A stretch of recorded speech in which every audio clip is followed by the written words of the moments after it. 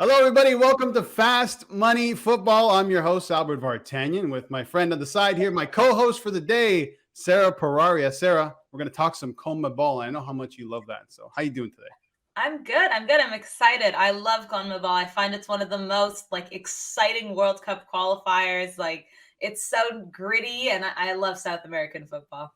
So much happening. We were just talking about Ecuador before we start. We'll get into that. Let's start off with some news and notes. We have a big shout out to give today. Friend of the show, actually.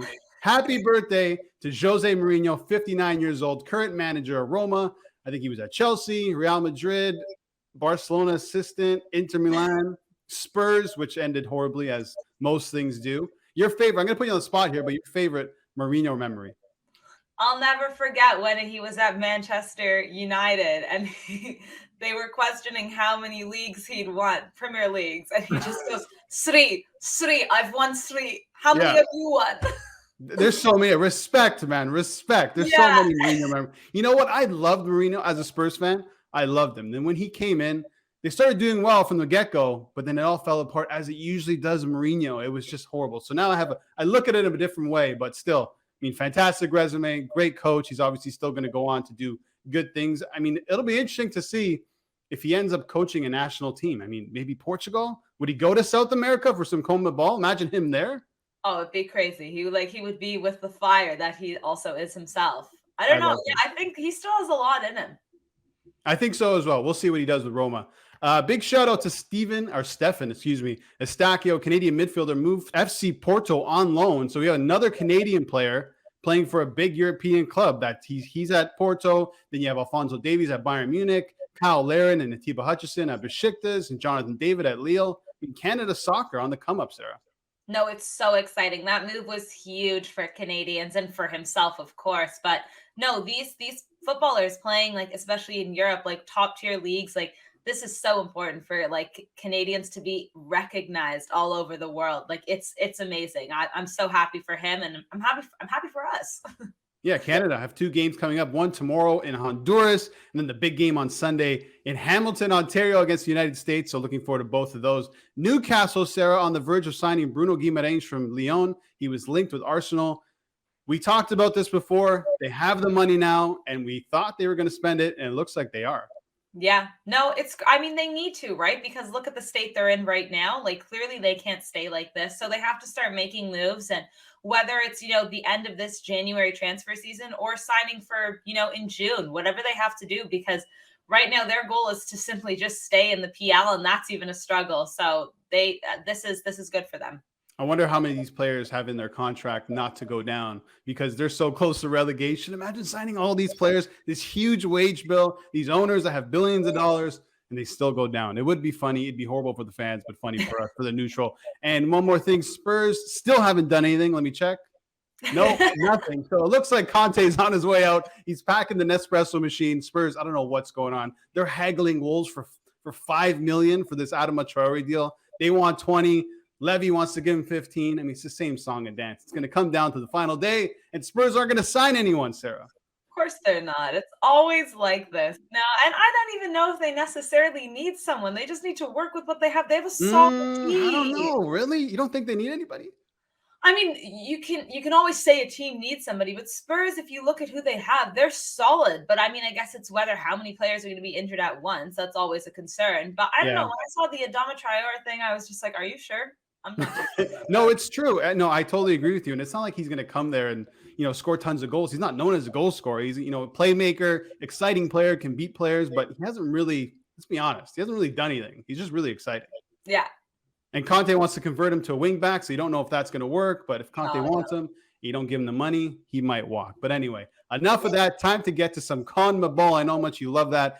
Ecuador, Brazil. And speaking of Ecuador, one of the best teams right now, one of the most surprising teams in that group, in third place, coming off a 2-0 win against Chile. In Chile, yes, Chile went down to 10 men, but still, what have you made of this Ecuador team so far?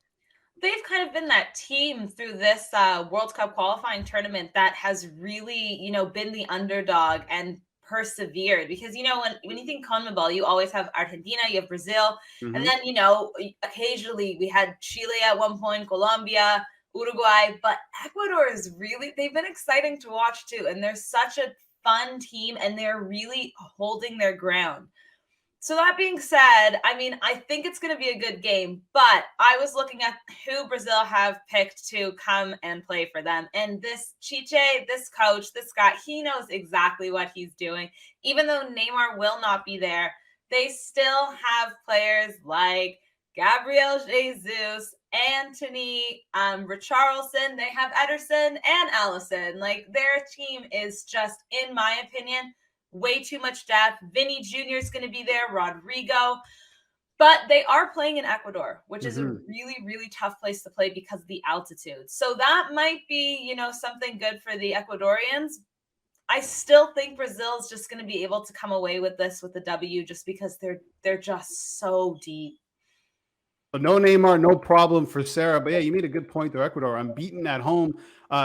Obviously, when it comes to qualifying, you want to give your chance a good. You want to give yourself a good chance to make it past this round and head into the next stage. You got to win games at home, and that's what they've been doing. I'm going to stay away from the winners market. You're going with Brazil. I think both teams to score. They can score Ecuador, surprisingly. They scored 4 against Uruguay, 6 against Colombia, and 2 most recently against Chile. Plus, as you mentioned, Brazil. They just have enough quality intact to find the back of the net against this team. Yeah, like you're telling me Vinny Jr. is not going to score tomorrow? Come on. Vinny Jr., former Spurs man under Jose Mourinho. Look at the link we're making. There you go. You know what we're talking about. So once again, Sarah's taking Brazil. I'm going both teams to score plus 105. So Paraguay, Uruguay is the next one. Uruguay, very disappointing. They're out of the qualifying positions at the moment. They lost 4 in a row. Their manager has been sacked, Oscar Tabárez, after 16 years. What's gone wrong with this team? I think it's an age thing. Like, when you look at the players they've called up, like, I love Luis Suarez, but they're still going Luis Suarez, Diego Godin, Edison Cavani, Bentancur. This team I remember from like 2 World Cups ago. Like, it's the exact same team. So I think, you know, but they have a few young guys, but besides that, I think it's just a matter of they're going to need to go through a rebuilding process, and it's going to be tough for them. But, I mean, then you look at Paraguay, who started off this, you know, the World Cup qualifiers, solid. Miguel Almiron, what a player. But then they just fell off too. And they're actually, I think they're 8th out of 10th right now. And Uruguay is like 7th or 6th. There's like, Uruguay is a bit further up than them. But I think even though they have age on the team, Uruguay just has like a lot more, experience than this Paraguay team. And even though they've been underperforming, I'm going to take Louis and the boys to win this one. Yeah, I'm with you. Plus 150. Cavani's going to be there. As you mentioned, Suarez is also going to be there. And they need to win. I mean, you're getting pretty good odds plus 150. Paraguay, they do struggle to score. And those 4 losses, by the way, for Uruguay, 3 of those came to Brazil and Argentina. I mean, they're facing top opposition, and that's why they're losing these games.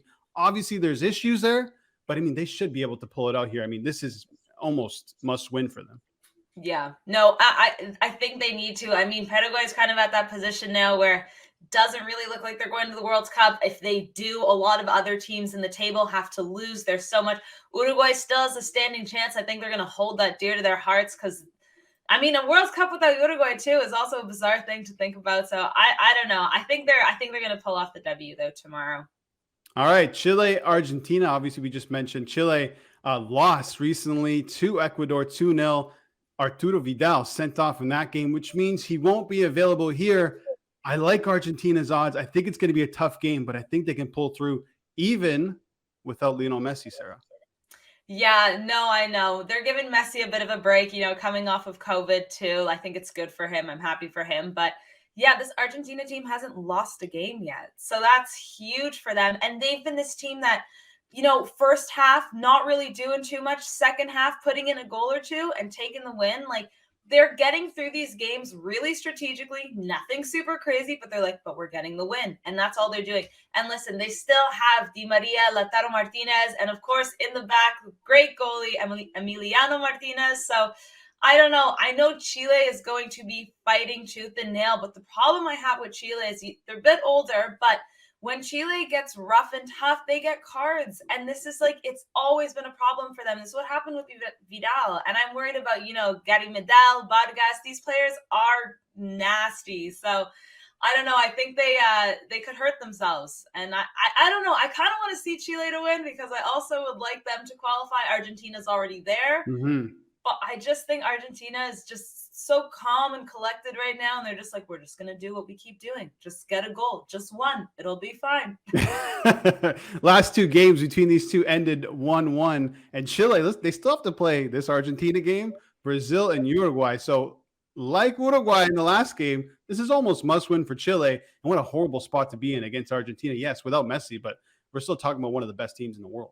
Yeah, no, it's really tough for them, but I think they have to go into that being like, all right, whatever, Messi's not here, we'll take it as a win. Because exactly, like I think they might be able to beat Uruguay, but I don't think they can beat Brazil right now either. So you got to look at what games you can take, what games you could draw. So I think for them, they'll try their best. We'll see, but I'm not feeling too confident about Chile right now. Okay, let's recap the picks. Sarah, you're going with Brazil at plus 125, Uruguay plus 150. I'm on that as well. And you're taking Argentina plus 187. I'm going both teams to score in the Brazil-Ecuador game. I can't pick a winner in that game. I don't know what it is. I can't choose between Brazil and Ecuador. It tells you what Ecuador is doing. And I love seeing this. I don't want to call them minnows because I feel like disrespectful to some of those countries. But I mean, and within this group of South American teams, they really are, and they're pushing above their weight. And I would love to see that story of them qualifying for the World Cup. I think they have a pretty good chance, honestly, because Uruguay and Chile are so just underperforming right now and just going through like a lot of change within the team that I honestly think Ecuador has a solid chance. You have, Brazil and Argentina that are through, but then there's Ecuador. And then everyone below, I mean, there's also Peru who's been like, I don't know, but I honestly think Ecuador will be going through, and good for them. Yeah, Peru's been the surprise package for years, but could be Ecuador this time around. All right, that's it for Fast Money Football. You can follow her at Sara Poraria on Twitter. You can follow me at The Real Brit V on Twitter as well. And listen, if you want to watch more parlay content, which you probably should, head over to parlay.tv. Thanks for watching. Good luck, guys.